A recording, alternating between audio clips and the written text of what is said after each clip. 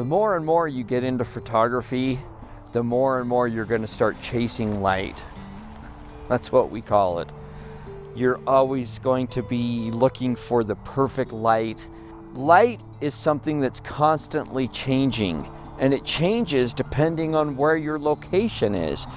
For instance, if you're down in the tropics somewhere, the light's going to be very different even at dusk and dawn than it's going to be in the Arctic. The further north you get, the lower the further south, if you're south of the equator, the lower the sun is in the sky. The sun can be quite low in the sky, giving really nice light even in the middle of the day. Here in Utah, in the wintertime, even at 11 o'clock in the morning, the sun is not very high.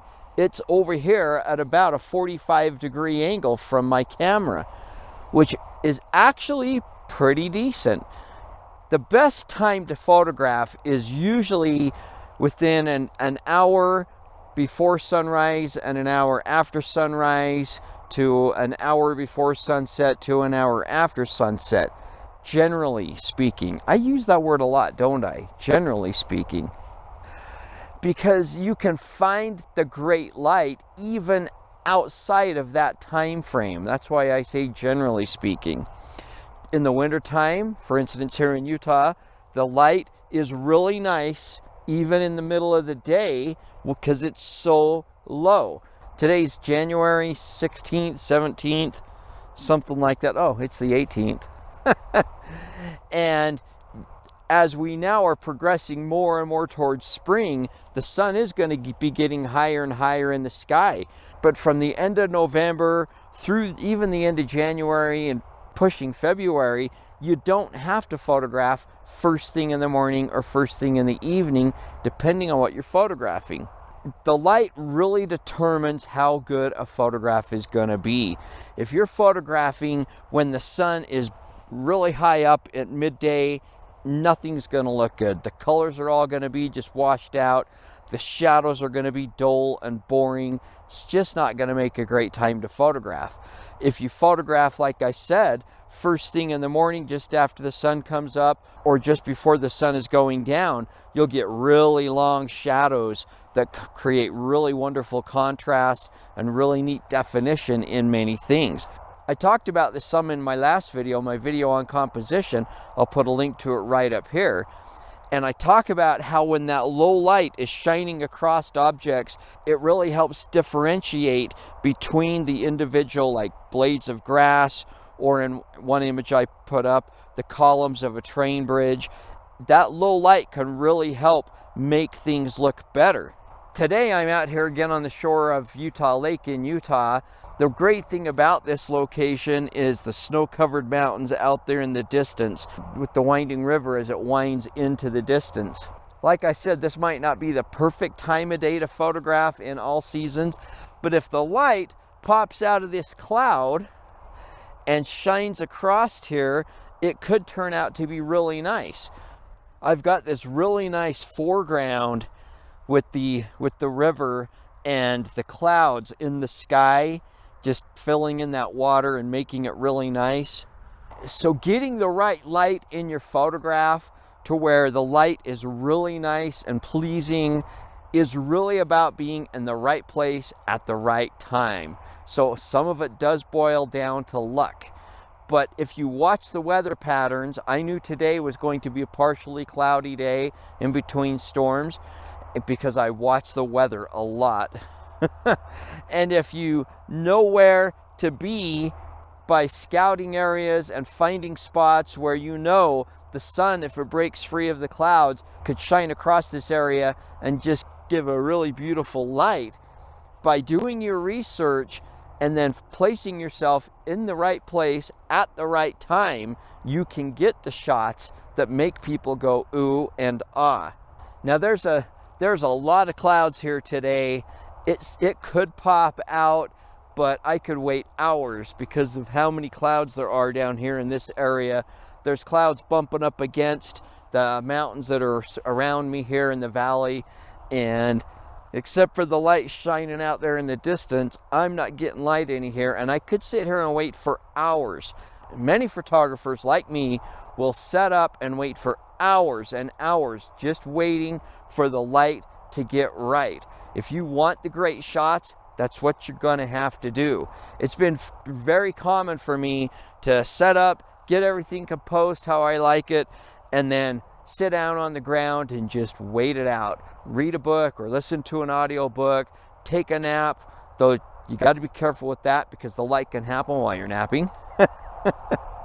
Just relaxing and listening to nature around you while you're waiting for the light to get right.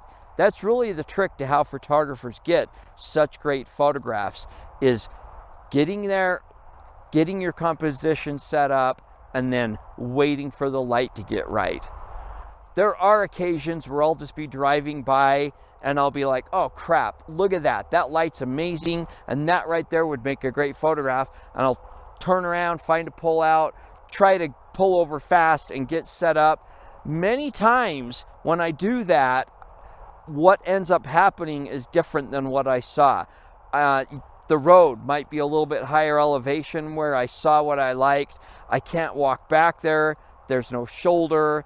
I pull off and I go to get set up and there's stuff in the way that I don't like. You just, as a glance driving by, you think, wow, that's great. But then when you get out and look at it, it doesn't happen. Oh, the sun is breaking out. It's coming out a little bit. The sun is breaking out of the cloud a little bit right there, just poking out enough that it's kind of lighting it up across here. Like I said, it's at a 45-degree angle off that way, which is just low enough to help put some nice light across these cattails and these reeds, really helping this to have some nice definition instead of just boring overcast light. Oh, and then it starts to die again. It can be very brief. It can happen really quick like that. Just as a cloud moves, the sun pops out just for a second. This is one of the tricks to photographing during the middle of the day, is using clouds to your benefit. If the sun is low enough in the sky, like here in the winter, the overcast skies can make nice light. But if you wait for the light to pop out and light the image differently, then it can really help make a spectacular photograph. Part of lighting in a photograph and mastering the light is understanding layers. You want layers of light if you can, or layers in the photograph. So having the light shining across here is going to be a little bit different than the light shining all the way out there, especially if the cloud opens up and it just creates like a spotlight effect in the area. Then you get this lit up. You might have the middle ground still be in the shadow of the cloud, and then the light in the back out there on the big white mountain really making it look different and with these layers. So like I was saying, it can be quite a waiting game, just sitting and waiting for the light to get right. That's really what getting great photographs is about. So let's go back into my studio, and I'm going to show you some examples of photographs I've taken over the years and tell you the story about how I got that, how I waited for the light, or how I just happened to show up and the light was just right and I got lucky that day. All right, I'm back here in my studio, and I want to talk to you a little bit about the characteristics of light, how light works, and how white light, the light that we see, fits into the electromagnetic spectrum. That's a fancy $5 word right there, isn't it?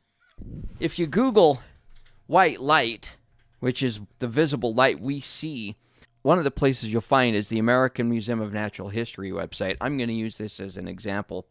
The white light, the visible light spectrum that we see, is just a small portion of the electromagnetic spectrum, which goes from gamma rays, X-rays, ultraviolet, visible light is in the middle, infrared, microwaves, and radio waves. White light is made up of 3 colors, red, green, and blue. That can get split into multiple colors through a prism, like in a rainbow situation. The opposite of red is cyan, the opposite of green is magenta, and the opposite of blue is yellow.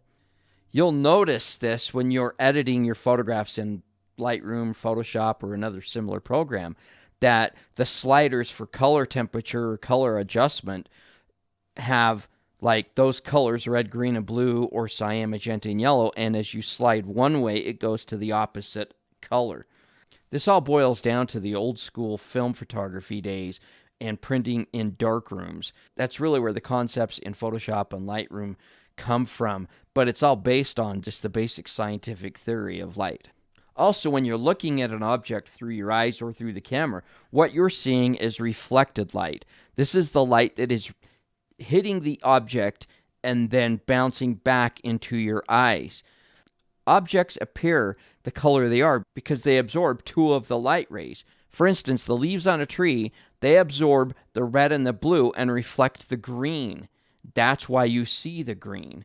That's reflected light. There is also transmitted light, where light is transmitting through something, like through the atmosphere, causing the sunset to go red or orange. Some of that is reflective also because it's reflecting off the particles in the atmosphere in the sky, but you get the idea. A great example of this is your phone. You're looking at your phone, and what you're seeing is transmitted light. The light is being transmitted through your phone to your eyes, whereas the reflected light in the room, if you look around, is light that's coming from a source, the window or the light fixture in the room, and that's hitting objects and bouncing off of it and hitting your eyes. Transmitted light, like on your phone or on a computer screen, can be adjusted by the color temperatures, the settings of your phone, lightness or darkness.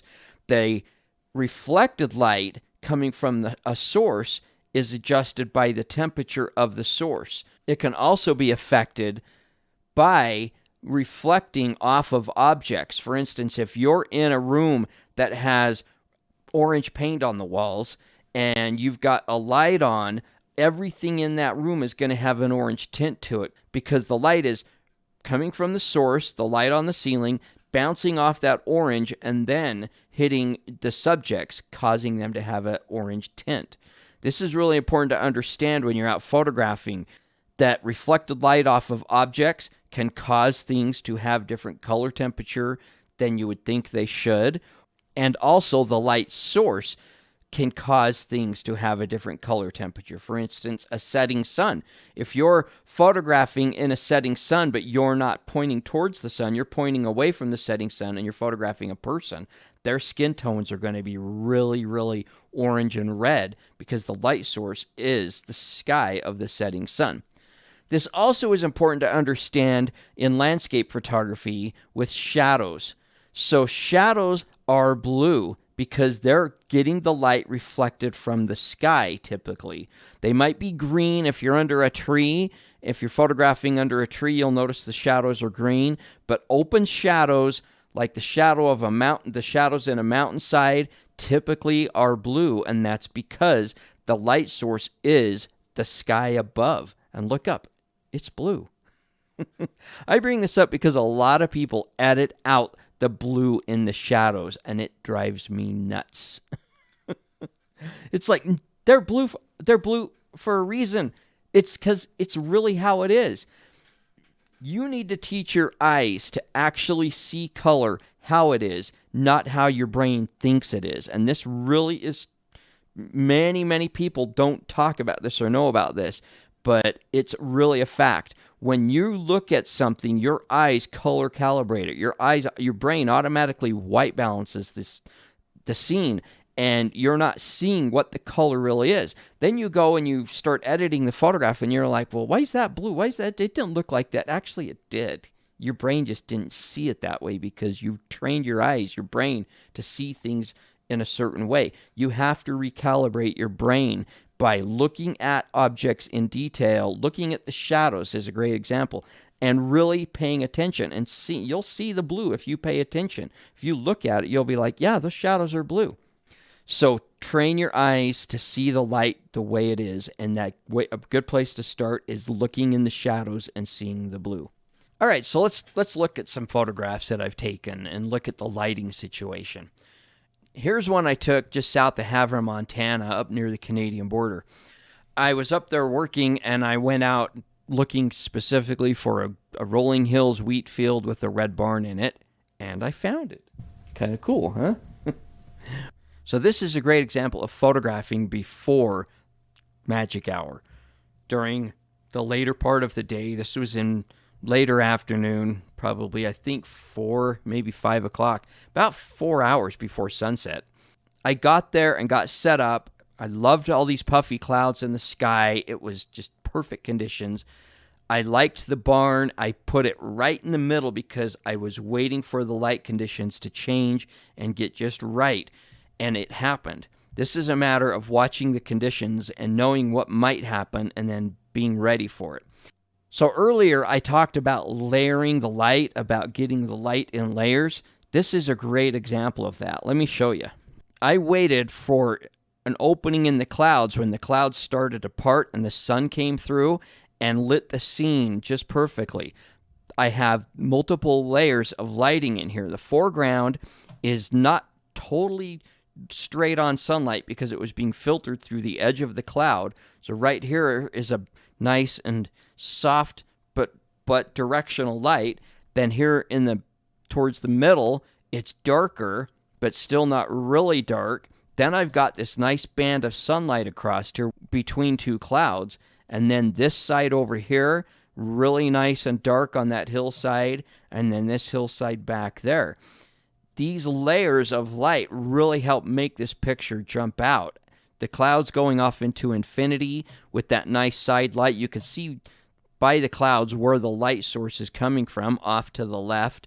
The fact that the light hit just right, as I got many shots of this, and this was the one that was perfect, waiting for the light to hit the barn. Here's the barn at 100%. Now, I've got to say something. This image is a vertical shot stitched together into a panoramic. At 100%, this is like 70 or 80 inches high. The biggest I could print this is 60 inches high. So this is actually bigger than I could blow this up. And it looks pretty dang good. There's a little bit of distortion blown up that big from the atmospheric conditions shooting across the field and that. But also, something I didn't even notice until I was editing it, right here is an antelope out there laying down there. My pronghorn just laying out there taking it easy. So this image is a great example of photographing during not the middle of the day, but in the early afternoon, later afternoon, and using clouds to really help make the landscape look better by casting shadows across it and lighting it in layers. Let's look at a series of images I have here that I shot all on the same evening. I believe it was July 3rd, the day before my birthday, up in the Uinta Mountains of Utah. This was a situation where we got to this area and saw that this big storm cloud was brewing out there over the mountains. And I'm like, oh man, there's going to be some great light happening here. We got to get this set up. So I went over to the spot that I already knew of on the bend of this little river and set up and just watched the light. I stayed there till sunset photographing. Don't walk away after you've got one picture. If you see the light's going to keep changing and the potential for great light is still coming, stick around. I like to say don't leave till the fat lady sings, opera reference. But let me show you these and how the light changed throughout this sequence of photographs, but how every one of them turned out great. So here's the first one I got. I set up. The light was wonderful coming from over on the right side. It was heading towards going behind this mountain, which wrapped around to the right side there. So it's low and angled across here. You can see this, how the texture in the bushes in the foreground. You can also see layering going on here with the little bit of light that was poking out of a cloud or making it through the hillside. I can't remember which. And it was lighting the top of these trees over here across there. So you've got this foreground of nice warm evening light. You've got this middle ground over here with this layer lighting the top of the trees against the darkness of the shadow of the cloud and the hill. And then this back light, the back layer of light, which is the light lighting the mountain in the back, and then the clouds being dark and ominous. Ominous, is that the right word? Yeah, I think it is. The wind was blowing a little bit, and even though I'd set up right in a spot to see the mountain reflecting in the water, it was rippling it and not giving me the perfect shot.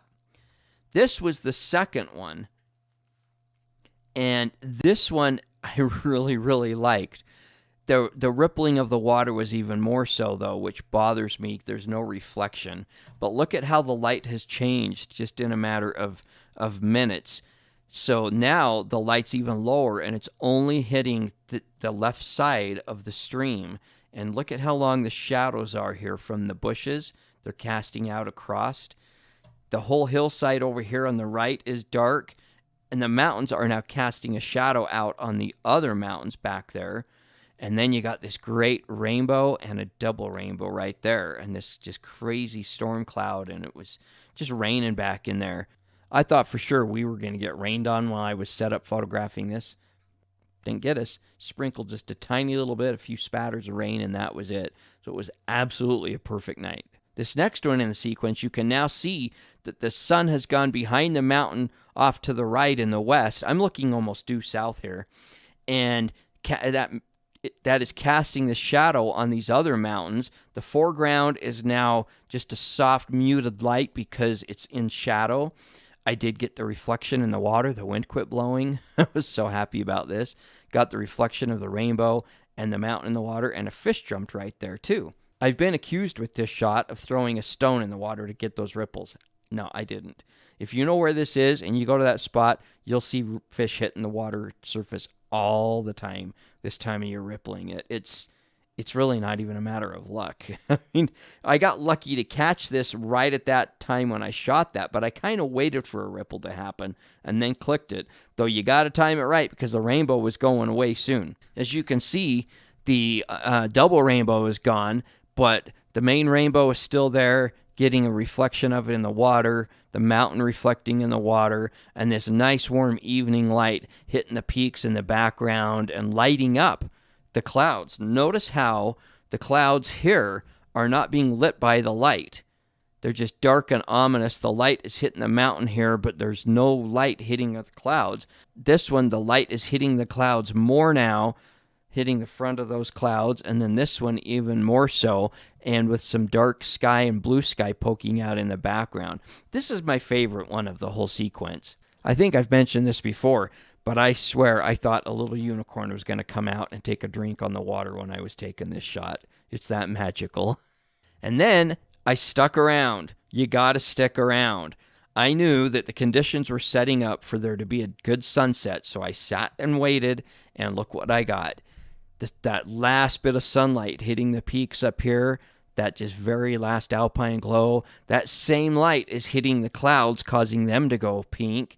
And the reflection in the water, look at the clouds reflecting in the water here, just absolutely perfect. So the light can change in just a matter of an hour or so as you're sitting there photographing. If you find a spot that you like this, a spot that you're thinking, this is a great composition, this is really going to work, sit there and wait. Wait till it's dark. You never know what's going to happen. I waited until after the sun went down just to see if there was going to be some more light hitting the clouds, because sometimes the sun will go down behind the horizon and then a cloud will move out of the way out there in the west, and the light will pop out and light up the clouds. You never know. So wait it out and see what you're going to get.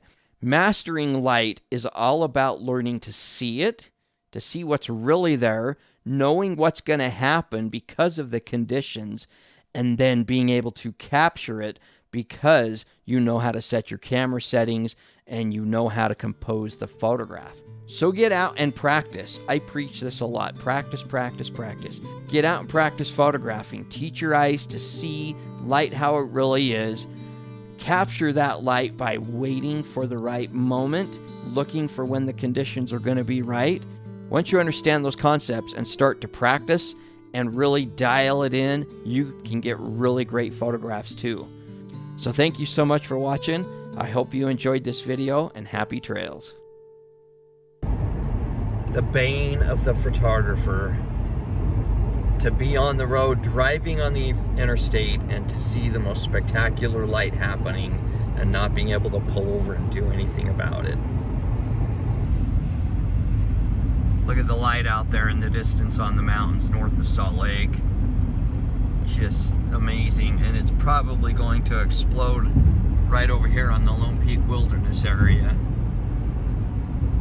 And Twin Peaks, if the clouds part just right, all of that could just open up and turn into amazing light, and I'm nowhere near a place I could set up and wait.